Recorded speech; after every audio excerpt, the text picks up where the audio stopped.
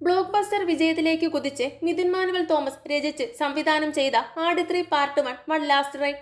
ആദ്യ ഷോ കഴിഞ്ഞപ്പോൾ മുതൽ ഗംഭീര പ്രേക്ഷക പ്രതികരണം നേടിയ ചിത്രം ബുക്ക് മൈ ഷോയിലും തരംഗമായി മാറുകയാണ്.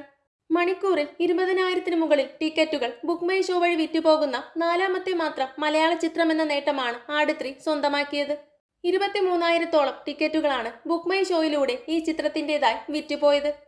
എമ്പുരാൻ, തുടരും, ലോക എന്നീ ചിത്രങ്ങൾ മാത്രമാണ് ഇതിനു മുൻപ് ഈ നേട്ടം കൈവരിച്ച മലയാള ചിത്രങ്ങൾ.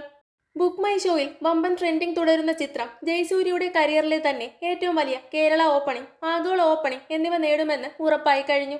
വലിയ ആവേശത്തോടെയാണ് മലയാള സിനിമാ പ്രേമികളും ആട് ഫ്രാഞ്ചൈസിന്റെ ആരാധകരും ചിത്രത്തെ വരവേൽക്കുന്നത്.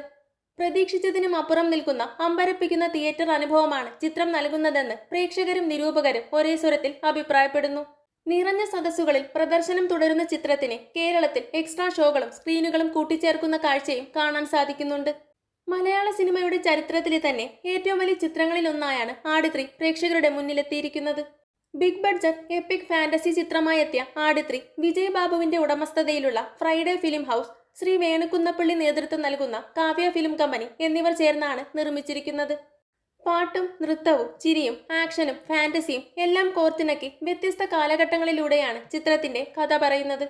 എല്ലാത്തരം പ്രേക്ഷകരെയും തൃപ്തിപ്പെടുത്തുന്ന ചിത്രം യുവാക്കൾക്കും കുട്ടികൾക്കും കുടുംബ പ്രേക്ഷകർക്കും ഒരു പക്ക അവധിക്കാല വിരുന്നാണ് തിയേറ്ററുകളിൽ ഒരുക്കിയിരിക്കുന്നത്. ആടൊരു ഭീകരജീവിയാണ്, ആട് 2 എന്നിവയ്ക്ക് ശേഷം എത്തിയ ഈ മൂന്നാം ഭാഗം പ്രേക്ഷകർക്ക് നൽകിയത് അവർ പ്രതീക്ഷിച്ചതിലും വലിയ സിനിമാ അനുഭവമാണ്.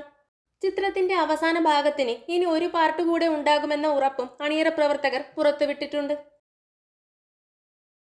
കൂടുതൽ സിനിമാ വിശേഷങ്ങൾക്കായി ചാനൽ മറക്കാതെ സബ്സ്ക്രൈബ് ചെയ്യുക.